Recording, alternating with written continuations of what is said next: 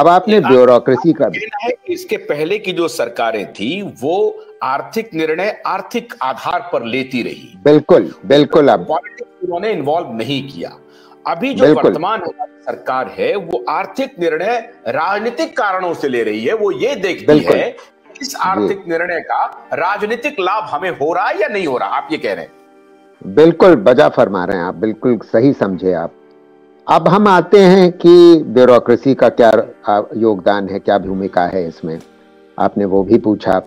तो देखिए, हम ये उम्मीद नहीं कर सकते कि राजनेता ये समझें कि इंडस्ट्रियल पॉलिसी का क्या रूपरेखा होनी चाहिए, मैन्युफैक्चरिंग स्ट्रैटेजी की क्या रूपरेखा होनी चाहिए।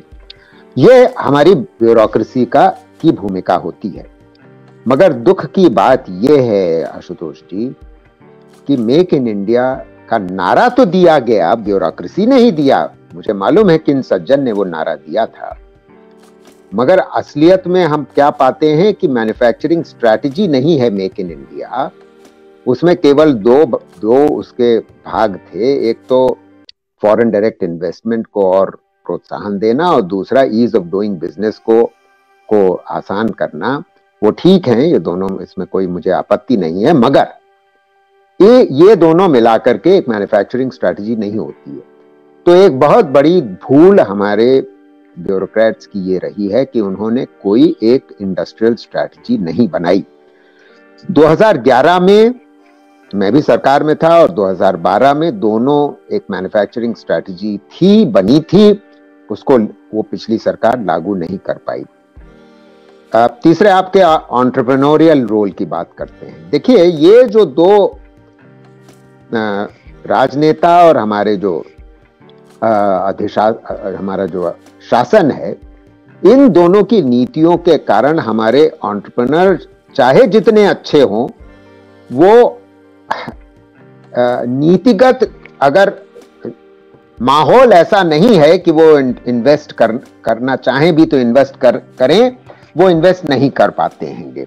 तो हुआ ये है कि जब माहौल ठीक था तो निवेश की दर, investment as a share of GDP 2003 से 2012 तक काफी जबरदस्त रही, 35% के आसपास रही, 35% ऑफ जीडीपी।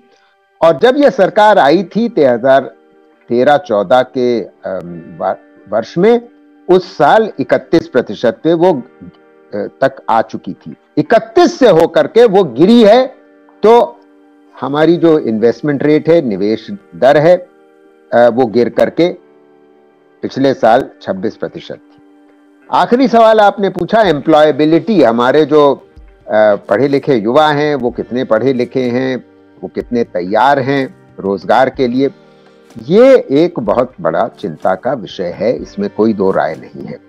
क्योंकि हमारी पहली बात तो शिक्षा की गुणवत्ता में बहुत कमियां हैं, उस पर काफी चर्चा हो सकती है। दूसरी बात, जो जनरल एकेडमिक एजुकेशन प्राप्त करते हैं और वोकेशनल एजुकेशन नहीं प्राप्त करते, और टेक्निकल एजुकेशन की संख्या इतनी कम है हमारे देश में ऐसे छात्रों की जो वोकेशनल एजुकेशन या टेक्निकल एजुकेशन प्राप्त हैं, तो और वो टेक्निकल और वोकेशनल एजुकेशन की गुणवत्ता में इतनी खामियां हैं कि हमारे देश के युवाओं की एम्प्लॉयबिलिटी में भी कमी है, इसमें कोई दो राय नहीं। जिसकी वजह से असर यह होता है कि जो हमारा कॉर्पोरेट सेक्टर है, संगठित क्षेत्र है, वो जब रोजगार देने को तैयार भी होता है तो उनको लोगबाग नहीं मिलते।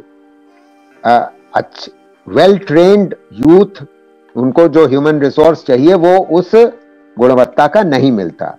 जब नहीं मिलता तो वो एम्प्लॉयर या कॉर्पोरेट करता क्या है, वो निर्णय ये लेता है कि हम मशीन एम्प्लॉय कर लेंगे, मशीन का इस्तेमाल कर लेंगे, आदमी को एम्प्लॉय नहीं करेंगे।